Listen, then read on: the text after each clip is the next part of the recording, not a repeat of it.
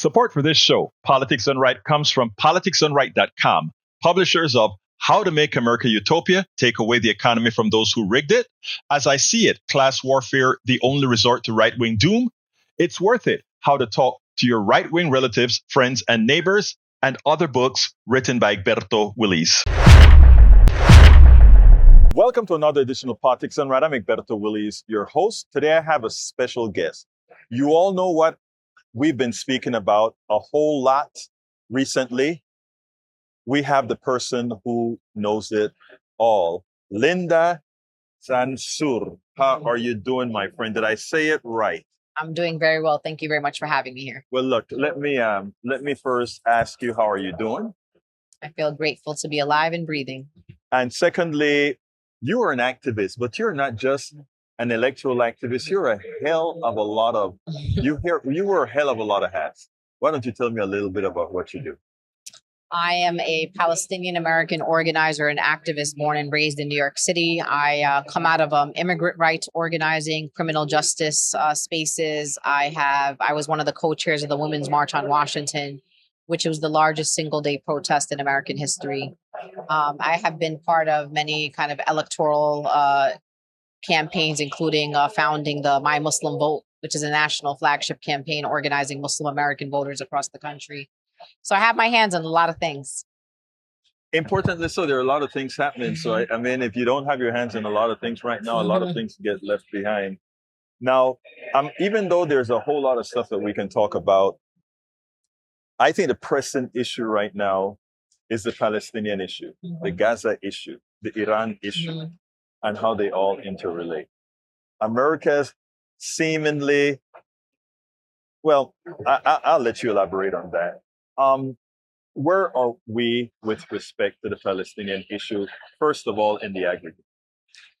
So right now, many Americans, maybe 6 months ago, heard that there was a ceasefire. And right. I just want to make it very clear, unequivocal, that there has been no ceasefire in Gaza. There continues till today, targeted attacks, people who continue to be killed on a daily basis.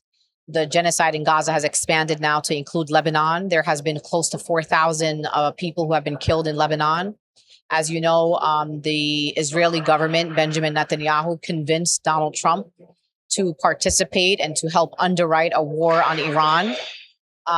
During the month of Ramadan, which is a very holy month for Muslims, we watched a school. We watched 150 Iranian little girls get blown up to smithereens. And so the genocide just continues to get bigger. And it's interesting because in this country, they tell us they don't have money for healthcare. They don't have money for childcare. They don't have money for infrastructure. But it happens that we have a magic box that's always available for wars, for the Pentagon, for military aid to apartheid regimes. And so I just want people to know that there are wars being waged with your taxpayer dollars, without your consent, without your approval, including without the approval of Congress. And that is, or in of itself, is not only is it an unjust war that's happening with Iran, it is an illegal war that is happening with Iran under this administration.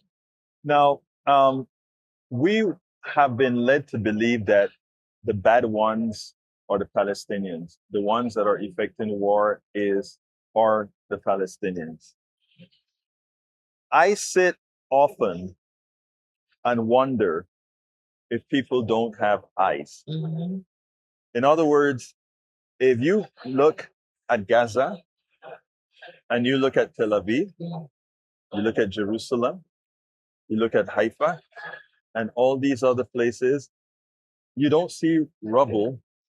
But if you look at Gaza, you see total decimation for square mile after square mile. What will it take on your part, on our part, to somehow take the colored glasses off of the eyes of Americans and specifically the American government? I'll start with the American people. I think, unfortunately, it took a genocide. I think a lot of Americans and the sentiments that Americans had towards Israeli and the Israeli government has changed. We are watching young people who rose up on college campuses across this country to oppose genocide. We have watched recent elections where unequivocal pro-Palestinian candidates, anti-war candidates are winning major Democratic primaries and are going to go to Congress. Some of them include Dr. Frederick Haynes III out of Texas's 30th district, Chris Rabb from Pennsylvania. Just on Tuesday, Dr. Adam Hemawi, who is a Muslim American trauma surgeon who has served in Haiti, in Gaza, and other countries where he's done surgeries on the wounded and the marginalized. He also served in the United States Army as a surgeon and went to Iraq, and he did surgeries on enemy combatants, on American soldiers, and on Iraqi civilians. So we're watching people change through their ways in which they're participating in democracy and in elections. And, for me, people just have to be open to learning. When you look at Gaza or you look at the West Bank, the Palestinian people on the West Bank are under a brutal military occupation. They do not have control over their borders. We do not have an airport in the occupied territories. We do not control any exports and imports that come into the country. If you live within the West Bank, it is almost impossible for you to be a West Bank resident and to be able to travel outside the West Bank. We have checkpoints between villages. So between sometimes traveling from a village that's only 10 minutes away because of checkpoints, it could be a 2-hour trip for you to go visit your daughter or visit someone that you love. Gaza, many people have called it an open air prison. It is. They do not have control over their borders, over the sea, over airspace. They do not have airplanes. They do not have an airport. They are under the control of the Israeli government. The government of Israel controls the water supply. They control electricity. And people have to understand that this is 78 years. This is not a new conflict. It's not a new genocide. This has been a slow process of stealing Palestinian land for 78 years. We just commemorated the 78th anniversary of what the Palestinians call Nakba, which is the catastrophe, where 750,000 Palestinians in 1948 were displaced from their homes, some of whom were killed, where 400 Palestinian villages were destroyed, and people were then pushed out. Palestinians are one of the largest refugee communities in the world in diaspora. Lebanon, Syria, we're in refugee camps across the Middle East and in diaspora, including in places like the United States of America. I'm going to ask you a rhetorical question. Why should America do anything about it when we still don't quite accept the severity of the Trail of Tears? Why should America do anything about it when we look at many issues here locally that mimics much of what Netanyahu is doing, from Netanyahu's prison camps to Trump's prison camps?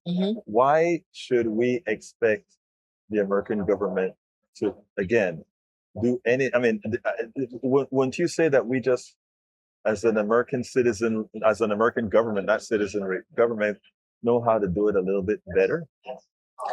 What I say to the American people about the American government is, once again, the American government is making decisions based on the needs of a foreign nation, not based on the needs of the American people. So again, in the example of the war in Iran, we have spent close to $1.5 to $2 billion per day on this unjust war that none of us wanted. None of the American people wanted, regardless of political party. And so I say to people, let's put the humanity of the Palestinian people aside for just a second. Imagine the amounts of money that we have given to the state of Israel on the levels of billions of dollars in military aid. What we could have done with that at home. What would your district do with that money?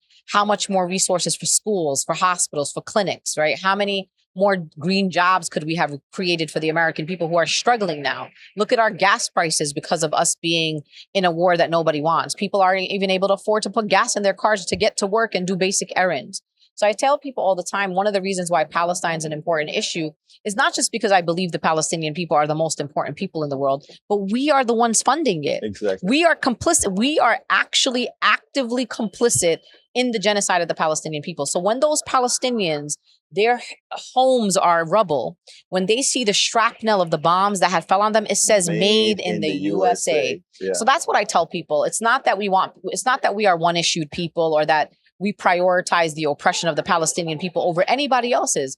But I want you to know that it's all intersectional. For example, there are police departments in this country that are being trained by the IDF, by the Israeli Defense Forces. So they learn tactics and strategies. They come back and they implement that against Black and brown people in the United States of America.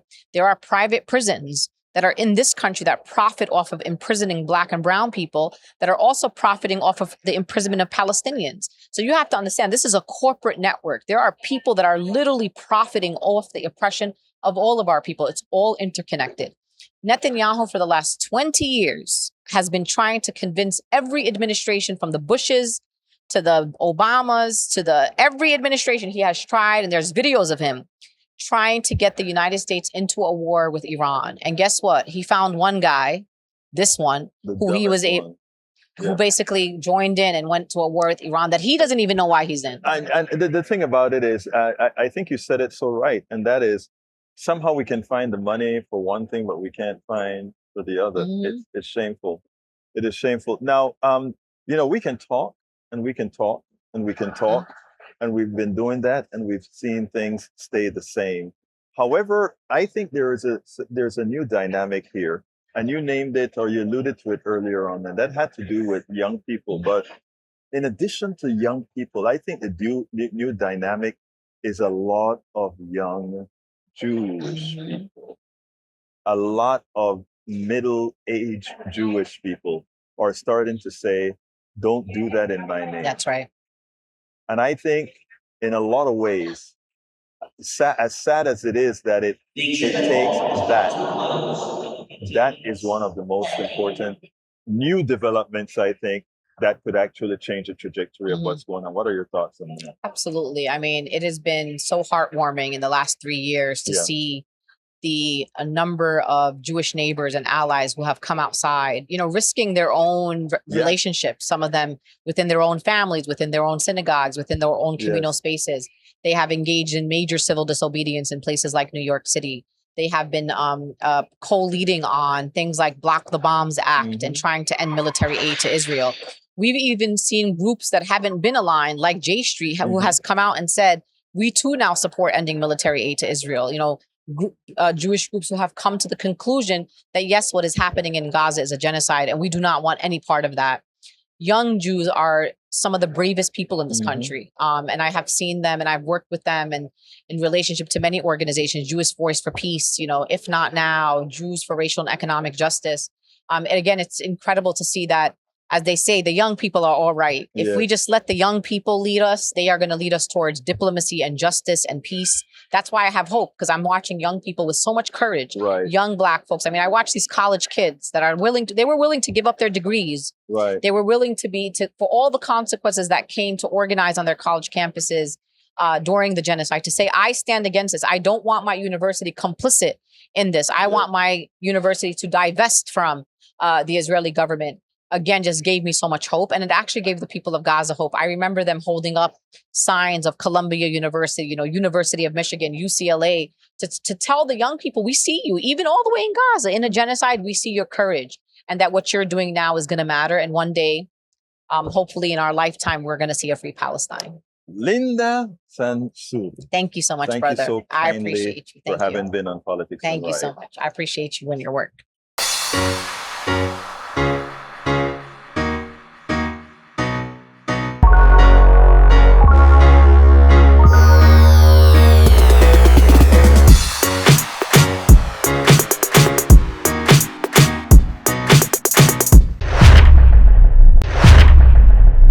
Welcome to another edition of Politics and Right. I'm Egberto Willis, your host. Today, I'm with Shay Leonia. Did I get that right? Yes, you did. Yes. And Leonia, you are with the American Humanist Association. American Humanist Association. First of all, let me just make a confession. Yes. I am a humanist. That is wonderful. Now, what is the American Humanist Association? I mean, here it is. I am a humanist, and I don't know about the American Humanist Association. Which is a crime, so we have to do better. We exist to spread awareness about humanism. We suspect that there are probably about 45 million humanists in the country that don't even know that they're humanists. Right. But the work that we're doing right now is also heavily to do with our legal and policy department that is currently playing whack-a-mole with this administration to make sure that we maintain the separation of church and state. Now, are you guys able to get a 501c3 to make sure that you're? Oh yes, we are. We've been in existence for almost 80 years. Oh, okay. Yeah. So tell me, what do you do first of all? I'm the communications manager. Yes. So I host our podcast. We have a podcast called How to Humanist. It just launched in February, so it's still a baby, but it's going very, very well, having a lot of fun there.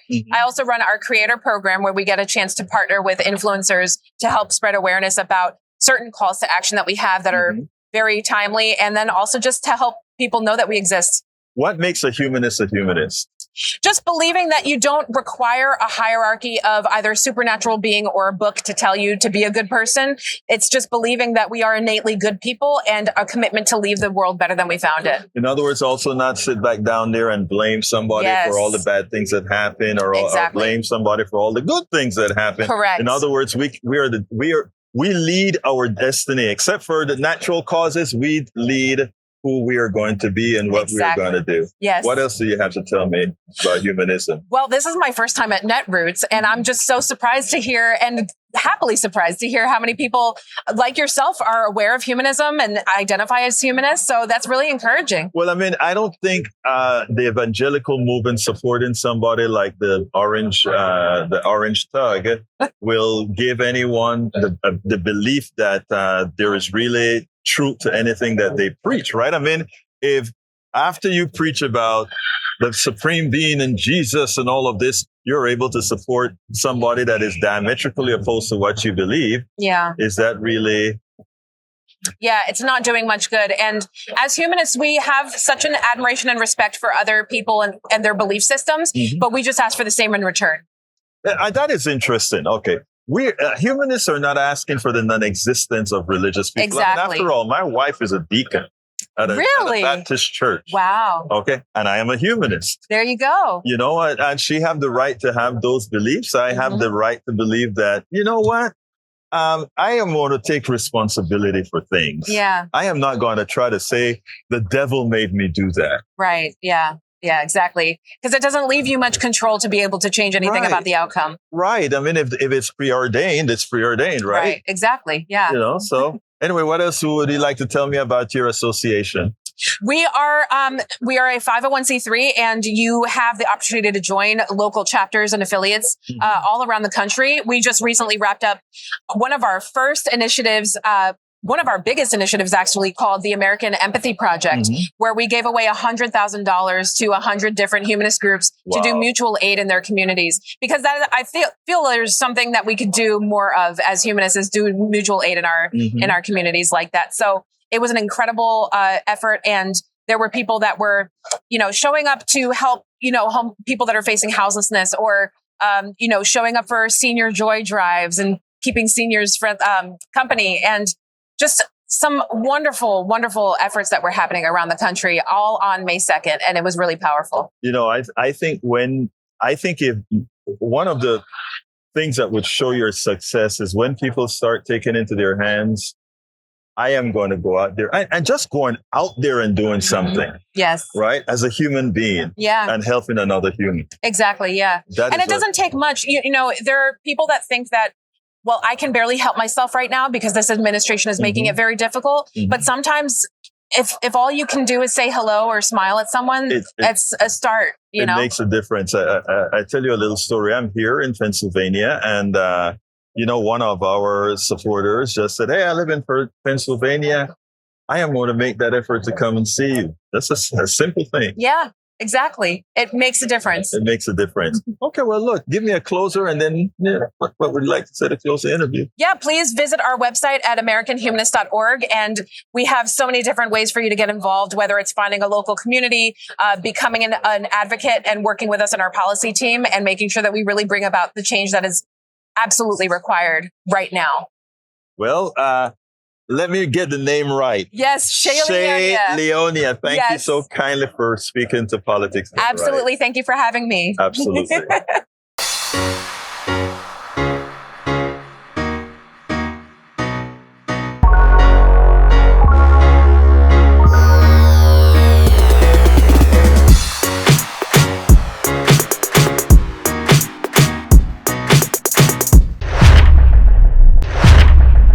Welcome to another edition of Politics Done Right. I'm Egberto Willis, your host.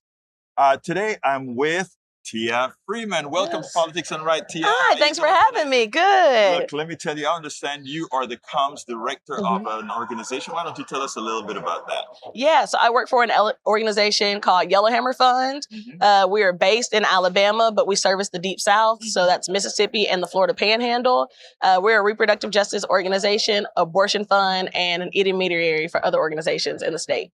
Now, Alabama and a lot of these states like Texas, and I know you probably don't cover Texas, but a lot of these other states, they have put in some very restrictive immigration laws. And what is interesting, Tia, is that while they have these laws and there are people that are affluent, people with means, they can always take a trip to Mexico or take a trip to New York and do whatever they need to do. But people that don't have the means, you're stuck in the same condition. Is that some of the things you're working on? Yeah, so that's a lot of what we're seeing is that with these really regressive abortion bans, after the fall of or the reversal of Roe v. Wade, Alabama had a trigger law on the books, so it was immediately gone in the state as well as Mississippi. So the work that we do is to help people get out of the state to get legal access to care. That often looks like sending Alabamians and Mississippians to Illinois, to Chicago, DC, Virginia. A lot of people don't know, but Georgia does have a heartbeat ban. A lot of people think of it as like a 6-week ban. Right. So if we catch it early enough, sometimes we can still send them down the street to Georgia. Right. But most of the time, it's travel. So it's paying for flights, procedures, hotel stays. We also allow them to bring a support person because that can be kind of an emotionally heavy experience for some people. So we want to make sure that they feel cared for, not just from their financial needs, but also from their emotional standpoint. Right. And then we work very closely with the clinics across the network to make sure that people have access to care that is dignified and safe and responsive to their cultural needs. Now, when you do that, do you ever run the risk of the local government accusing you of breaking their laws? Yes. So after Roe, we were sending people out of state, which was legal and constitutionally protected. Right. And our attorney general threatened to criminalize us by name and said that the attorney general in what state? In Alabama, Steve Marshall, threatened to criminalize us for helping people get out of state care. So we sued them, and last March, after nearly 2 years, we won our lawsuit against the state AG and was able to resume funding. But that meant that for those nearly 2 years, we had to pause abortion funding from the state, which impacted a lot of people because that means that they were forced to expand families without the resources necessary to sufficiently provide for them. And don't they have to prove that you're giving them assistance when you give them money? Yes, and it's completely legal for someone to go to a legal state and have a procedure done. In the same way, it would be legal to go gambling in a state if your state doesn't have gambling, right? Something that seemed like it shouldn't even be questioned, right? Yeah. Unless you have that, unless you have a interstate law that says, you can't do something that's legal in another state. How can they stop what you all are doing in Alabama? Yeah. And sometimes it's not about if they know that a law can pass or not. Because sometimes they know it won't pass. Right. But what they're doing is they're creating as many barriers and as many obstacles as possible, forcing people to continue their pregnancies. Right. And so for nearly 2 years, we were shut down for abortion funding, which is what they wanted, right? So we won the lawsuit, which is great. We have resumed funding. We have funded every single abortion out of Alabama and Mississippi since March 31st of 2025. But it's about creating obstacles, which was the same that we saw happening under the attacks of Roe before it fell, right? So things like waiting periods, things like having to have parental consent, any gestational bans that were happening. They just wanted as much confusion and as many barriers as possible so people think, it's not worth it or I can't afford it in some capacity. Well, where do we go from here now? Are you guys working on other things other than just funding? Are you all as well lobbyists in these states to get those draconian laws overturned? Yeah, so we partner with the Repro Coalition out of Alabama to work to make sure that we can start that fight to get abortion back in the state. Because while we are funding abortion as travel assistance, that's not a perfect scenario. Right. A lot of people, for whatever reason, can't travel, whether they are taking care of other family members with disabilities or the elderly. Child rearing, their jobs might not let them off for an extended amount of time. So it's kind of like a stopgap where we're doing what we can in this moment, but also actively working to bring abortion back to the state. And we're doing that through a lot of like culture change. So like getting people to understand what abortion is, why people might choose this as an option, as well as like addressing family support needs so that like people don't feel like they're forced into abortion, so that they feel like this is more of a conscientious choice that people are making that's best for themselves and their families. So yeah. Do you have any sister organization in places like Texas? I noticed you told me you covered the Panhandle of Florida, Mississippi, and Alabama. Yeah. So we work with a lot of organizations. Some of the organizations I can think of in Texas, we used to work a lot with the AFIA Center. We worked with, there's T-Fund out of Texas. There's Buckle Bunnies out of Texas. I love the work that they do. But really, it's a lot of networks of grassroots, independent clinics that are working throughout the South that are really pushing the work a lot further, whether that's from travel assistance, educating people on things like self-managed abortions, making sure that their legislators know the realities of what their constituents are dealing with. So yeah, we work with Texas. We don't service them necessarily, but we have connections so that if people call us or call our hotline to get care, we can connect them with the local organization there. Now, what did I not ask you on this subject that I should have?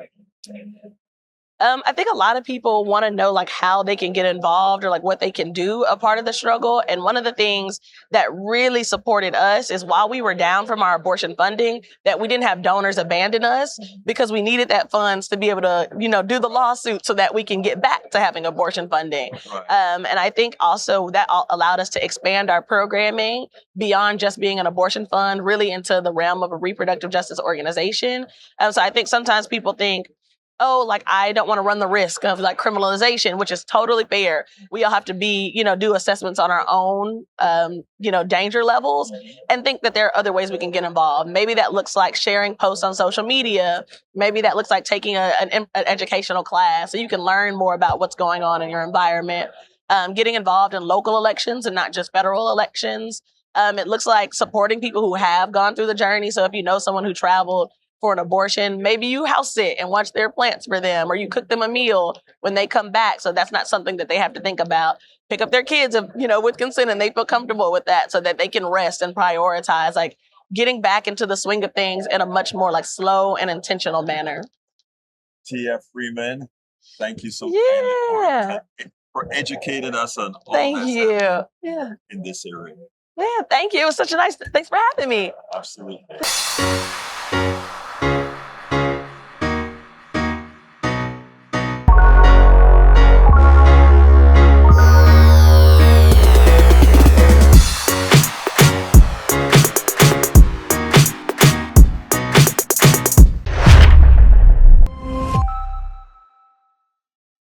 Welcome to one more edition of Politics Done Right. I'm Egberto Willis, your host. Today, we are honored to have someone special joining us. Now is labor activist, economist, and author Les Leopold, co-founder of the Labor Institute and one of the country's leading voices on working class economics. In his latest book, The Billionaires Have Two Parties, We Need a Party of Our Own, discusses the plight of the working class, which exposes layoffs, corporate greed, all these things that encapsulate what they are, folks. He also worked within the framework of a poll that tells us not only their wants and needs, but gives us direction on where one needs to go to support the working class. Celeste, welcome to Politics Done Right. How are you doing today? I'm doing fine. Thank you so much for having me. Well, look, let me tell you, first of all, I want to let you know that I've been following your written work on, first on Common Dreams and subsequently your own Substack, and find it not only fascinating and enlightening, but something that I think all should read. And in reading your book, what I've noticed is that you've encapsulated a lot of this in one place, but this time buttressed by data, which I think is so very important. First of all, why did you write this book? Well, I stumbled on a political bombshell, and I just had to share it with everybody. I found out that working people and others want a new political party, and they want it badly, and it's in numbers far greater than anyone had ever anticipated. As you mentioned, we did this large survey of the Rust Belt states. We surveyed 3,000 voters, actually a very expensive YouGov survey. I tossed in a question about whether people were interested in a new political party with a very strong, progressive, populist economic platform. And the response was absolutely overwhelming, blew me out of the water. 57% of the voters of four states, Ohio, Michigan, Wisconsin, and Pennsylvania, 57% wanted a new political party, and only 18% were opposed. Furthermore, those 30 and under, 70% wanted a new political organization. And even 40% of the Trump voters in 2024 wanted a new political entity. So I just had to write this up, and I'm going to do my best to get it out because nobody's talking about this. Nobody knows about it. Well, I notice you interchangeably have used a new political entity, a new political party. We'll get into that a little bit deeper as far as when we get further. But what I want to do is kind of, you have your, the table of contents is, I always like, the first thing I pick up of a book is a table of content to see where it's going, see the organization. And the first thing that you put in there is, what do working people want? Not what working people, not what we think they want, but I think you said, what do they want? So in short, and I don't want to go too far into it because we want folks to go out there and get the book so they get this stuff in more detail. So before anything, is the book out already or what? Oh yeah, it's out. You can get it on Amazon, Apple, etc., and you can order it at any bookstore. It's out. Well, I think we should repeat the name of the book. The billionaires have two parties. We need a party of our own. And, Okay. Easy to find. And here's the thing, Les Leopold, author. Les, you started out, what do working people want? Okay. Well, let me explain how we've got the answers. Usually, you give people a bunch of Questions. proposals, and they just, do you like this? Do you like that? And they check a list. What we did is we gave people a series of 4 choices, and we asked them, which one do you like the most? Which one do you like the least? And then another 4, and another 4, and another 4. We did that with 3,000 people and gave them 10 choices like that. And we found out what they really want is they want job stability. They want job security. They want to see politicians not stick money into their own pockets. Basically, they want what you and I and all your listeners want. We want a livelihood that doesn't get taken away from us to supplement corporate greed. We don't want to sacrifice their jobs so that corporations can pay them, the CEOs can pay themselves more and pay their Wall Street investors more. In this society, people need a basic job. And there's other things that came out of the survey, which people can see when they read that chapter. But to me, the dominant theme was people want job stability. Now, you went ahead and said they want job stability, and it used to be that there was a time that the Democratic Party represented that party that fought for them. We go into places like Appalachia right now, and the Democratic Party has absolutely little support.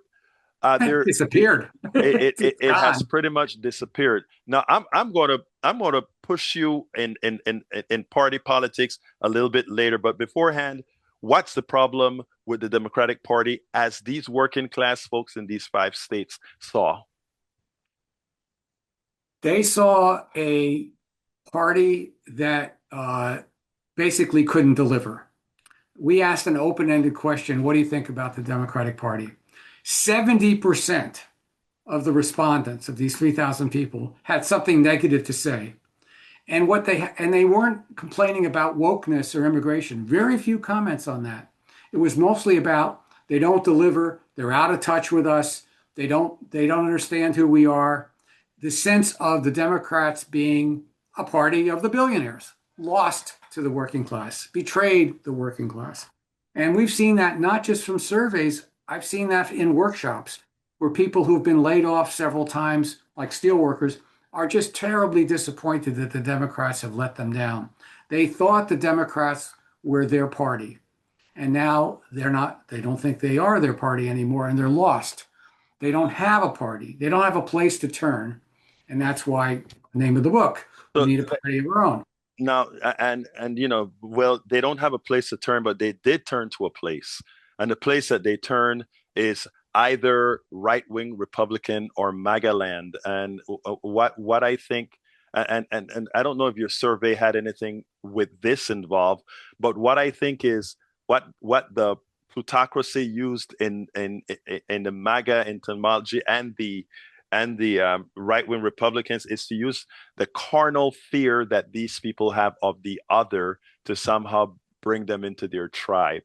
Did you do anything within your testing to elaborate on that issue? Yeah, you bring up a fair point. The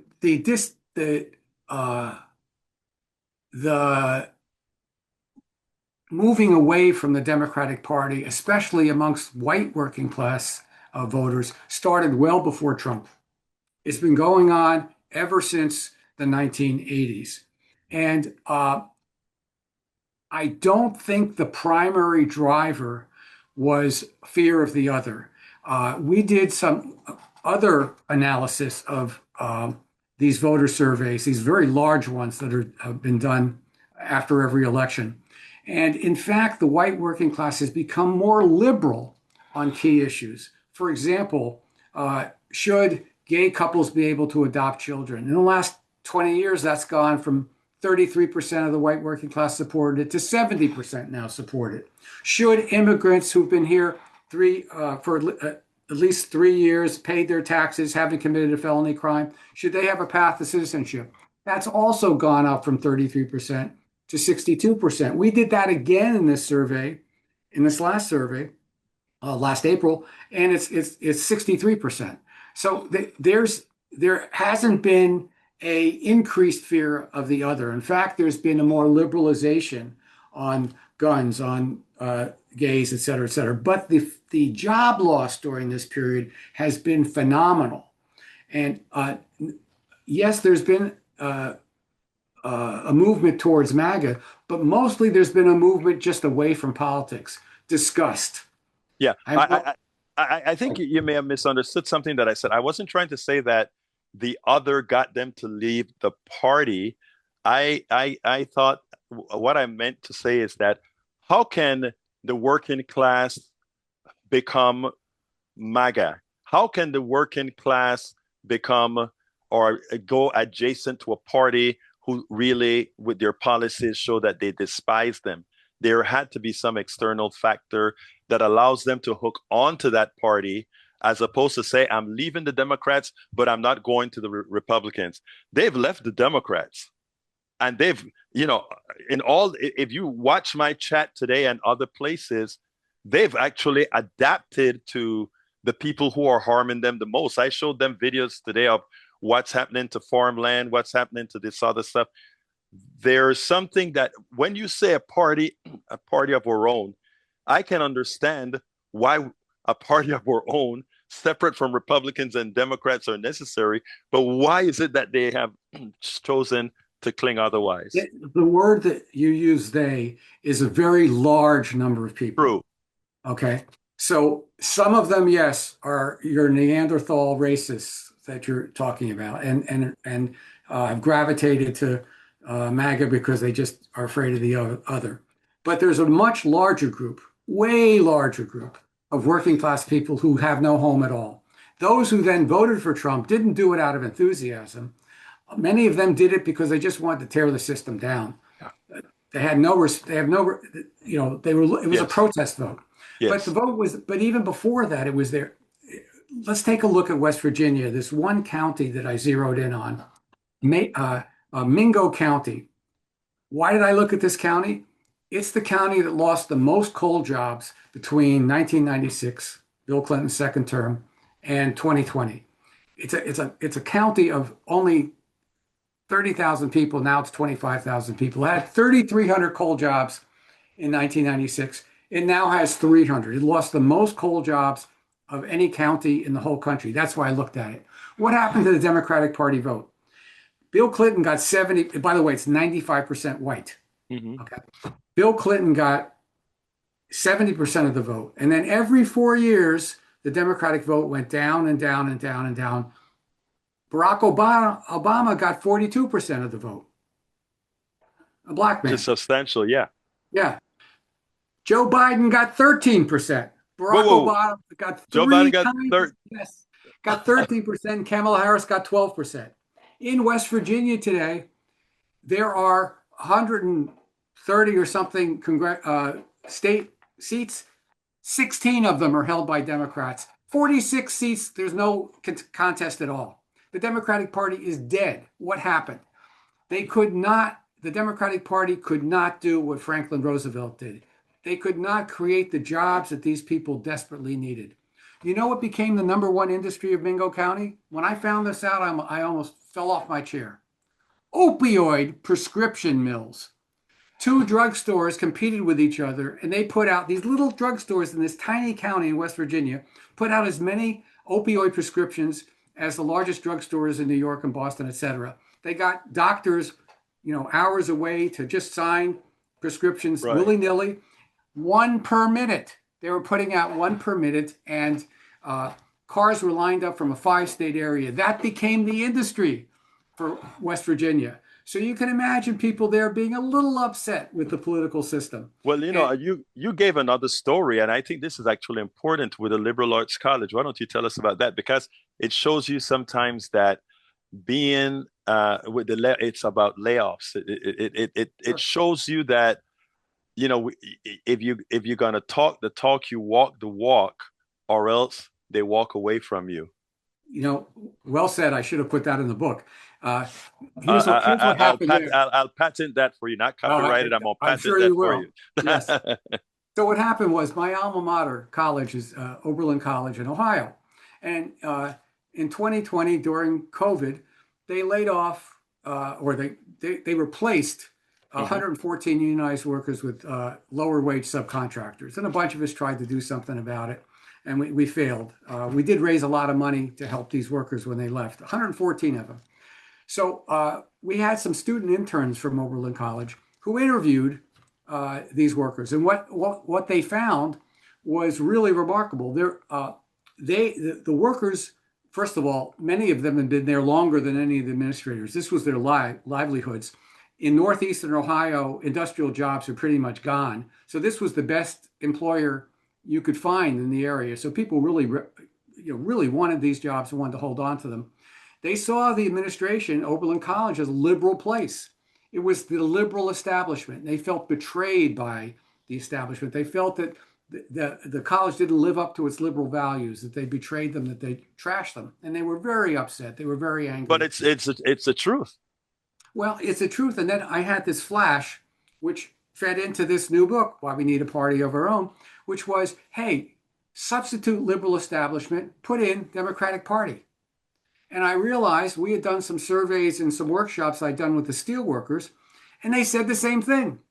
They felt that the Democratic Party had betrayed them, that they hadn't lived up to their values. And then we did this survey that led to the book that said that's what most people thought, that the Democratic Party, the liberal establishment, was betraying its values, were out of touch with working people, and really didn't care about protecting their jobs. And that's true.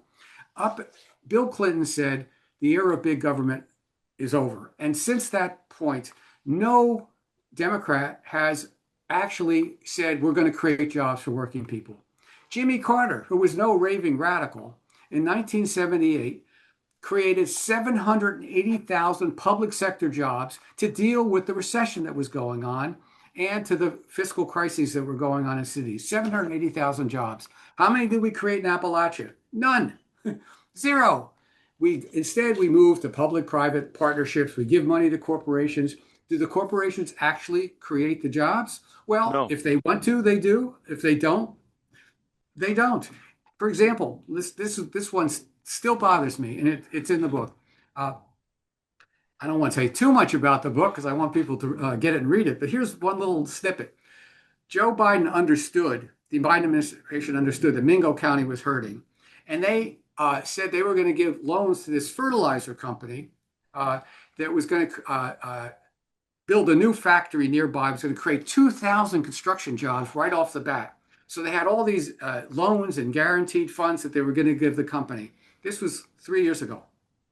Guess what? The company decided, well, you know what? We don't really want to build a facility. And they haven't broken ground. None of those jobs have been created. Zero. So why not just rebuild the roads, rebuild the schools, rebuild the infrastructure, set up high-speed internet? All these things are needed. Set up a campus from the state college that would retrain people and give them new skills. None of that was done because that era of big government is over. So this book is a refutation of that kind of thinking. It's all about how we need a people-centered economy, not a corporate-centered economy.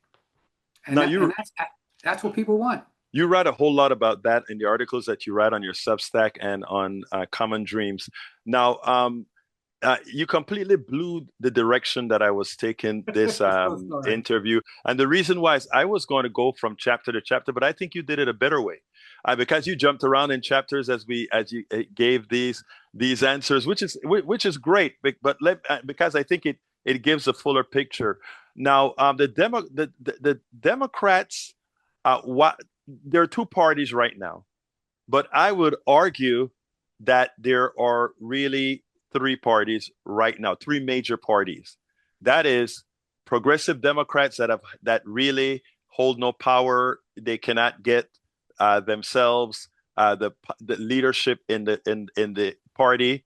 I would then have the neoliberal establishment, which is not the Democratic Party. It's the neoliberal portion of the Democratic Party that works with the neoliberal portion of the Republican Party, and then with the kooks on the right. That's how I see it in this country. Now, what you are proposing is that you have no faith that the progressive wing of the Democratic Party will ever get its act together in such a manner that it'll overthrow the moneyed part of the party, which is what I call the neoliberal part of the party. And as such, you think, I don't want to put words in your mouth. I want you to correct me if I'm wrong. You think that you either need a complete destruction of the liberal wing or a new party altogether. Where do you fall? Okay. Let's look at the country as a whole. We're a very big country.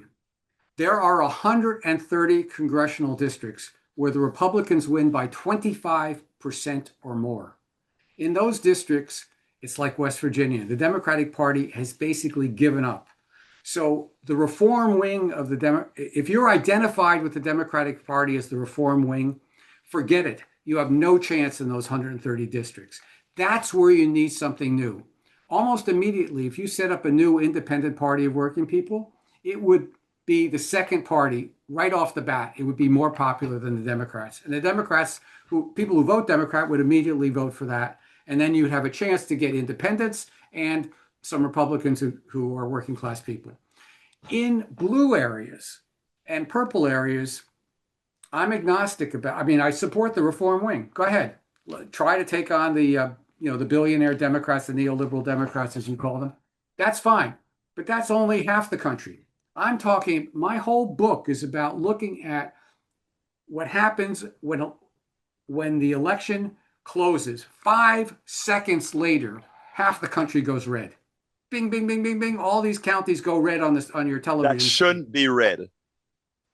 There's no reason they should be also contested, but they can't be contested by the Democratic Party. The Democratic Party in those 130 districts has lost all credibility. That's where my book is aimed. It's not aimed at attacking AOC or Bernie or Mondami or those people or the folk, the liberal Democrats in Texas. No, do your thing. I'm going after the places that you can't even get near, where the Democrats have lost the support, so much support that they can't even put up a fight. So, for example, in Nebraska, you've got Dan Osborne, a former local union president, running as an independent. The Democrats aren't even running anybody, and he's not a Democrat. He's running against both parties. And he's got a shot at winning the Senate seat, whether he does or not. He's running against a guy from a billionaire family. It's going to be tough, very tough. It's sort of a neck and neck race now, but he's doing way better than he did. Way better than Kamala Harris. Did 15 points better than her in the last election, and way better than the Democrats have ever done there. So that's the area where we need to work on. And you know the good thing about it, we can do what you do so well. In those areas, you get to talk to people that don't immediately agree with you right away.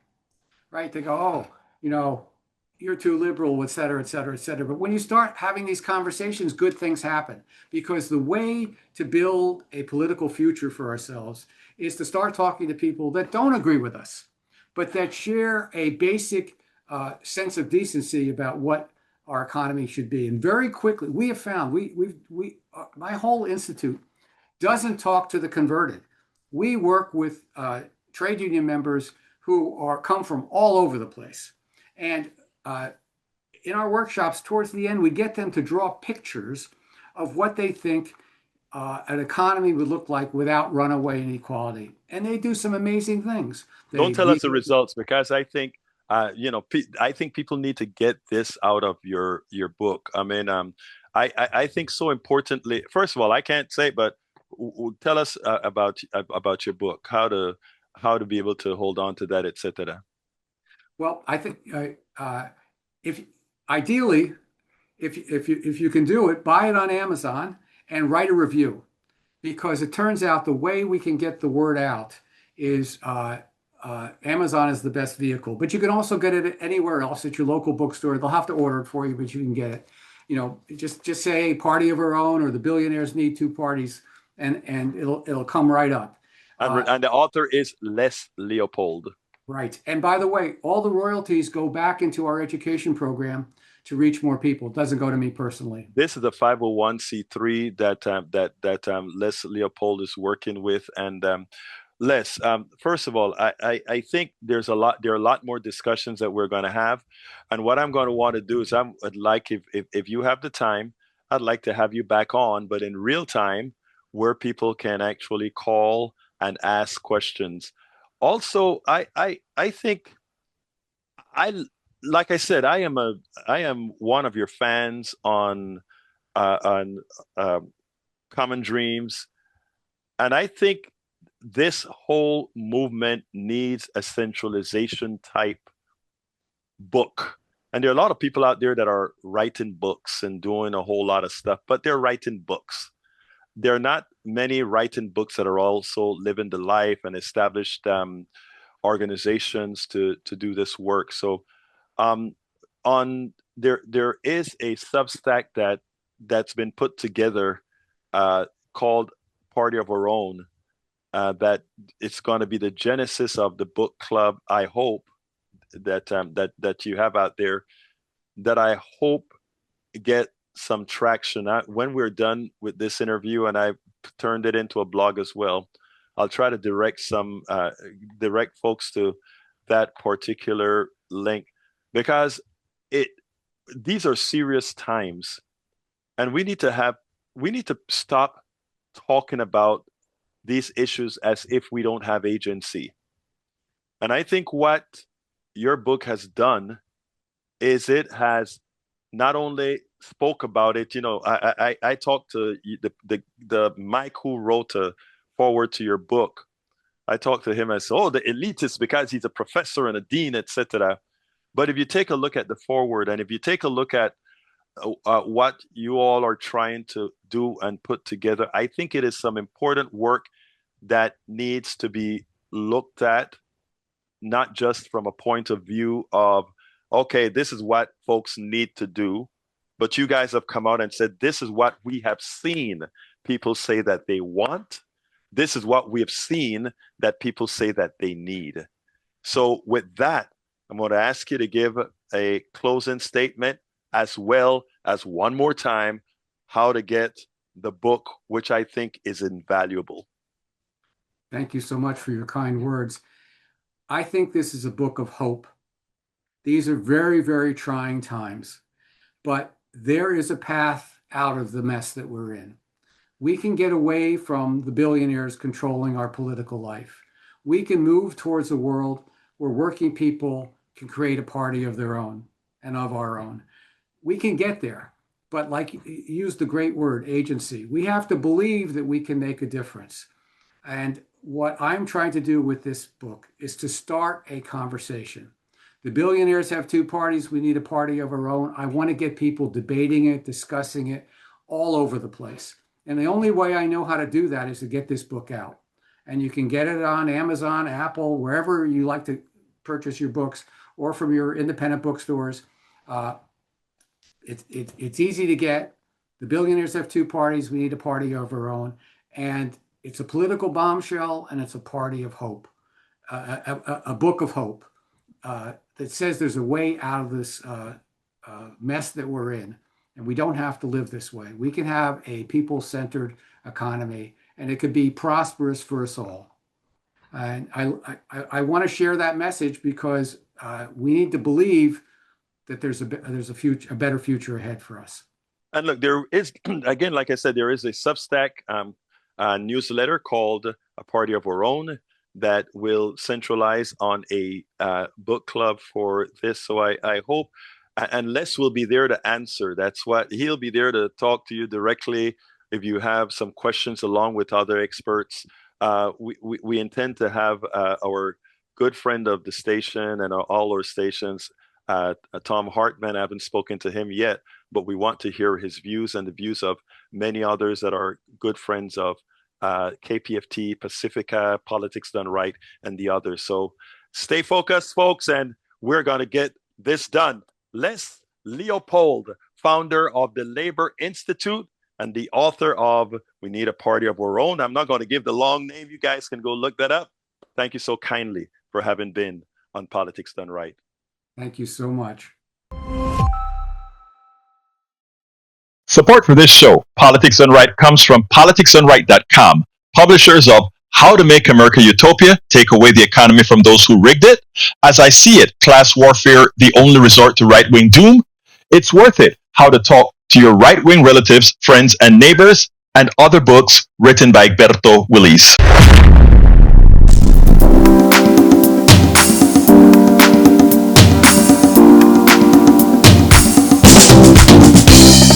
Welcome to Politics Done Right. I am your host, Egberto Willis.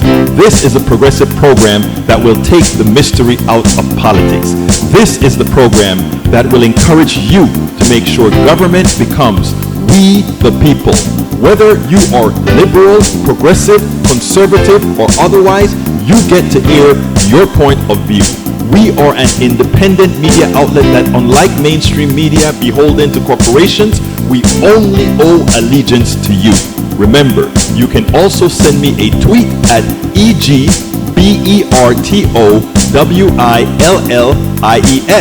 That is at Egberto Willis. Let us engage. It is Politics Done Right.